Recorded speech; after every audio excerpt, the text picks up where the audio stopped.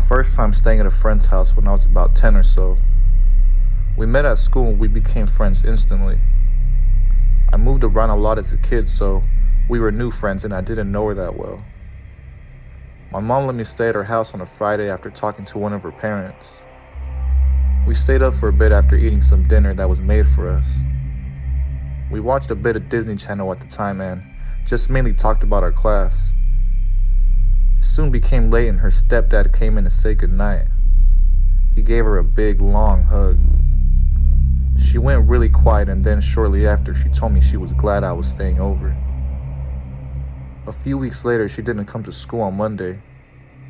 Tuesday night on the news, they reported a man had been arrested for rape of a minor of a young girl, and they named the street she lived on along with the house showing on TV.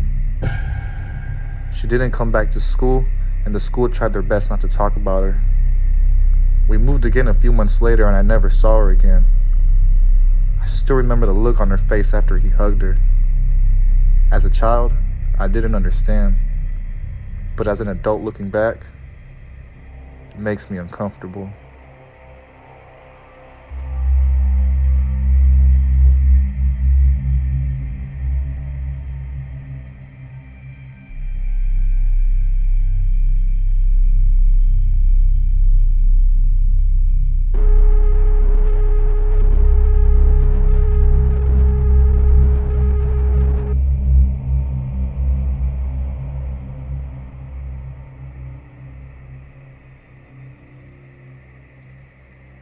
Every other weekend in my freshman year of high school, I would go and stay the night at a friend's house.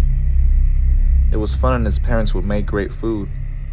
I remember my first night staying there, my friend told me to be careful because he likes to sleepwalk at night, but it's nothing too crazy. Sure enough, on the first night I heard him talk to himself, and he would answer his own questions. Another time when I was there, I saw him walk for a bit. He was digging through his drawers, or ransacking, I should say. He pulled his drawers out and emptied them like he was a thief. Then he calmly went back to sleep. Honestly, it was kind of freaky. I've never seen a person sleepwalk before that.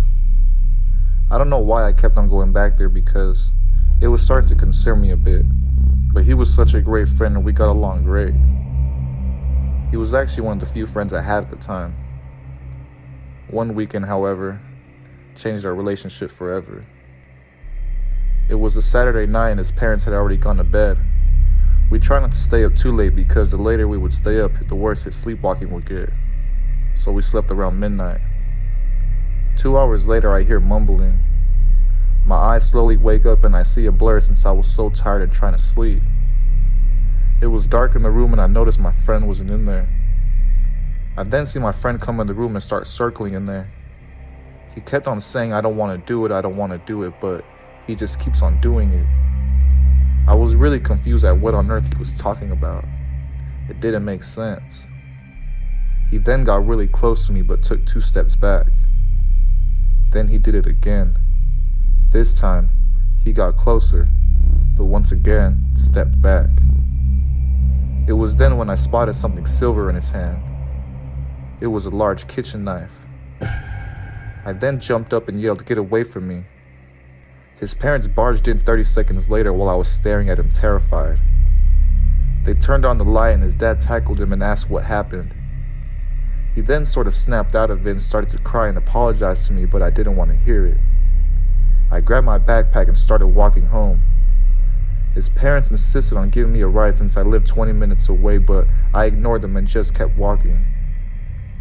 I made it home late and couldn't sleep. My mother asked me why I randomly came home late last night instead of staying at my friend's. I just lied to her and said that he had a girl come over and that I left. I didn't want her to tell the truth and make things worse.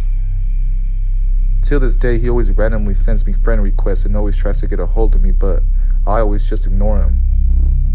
I don't care if he was sleepwalking or not. That night, he tried to kill me.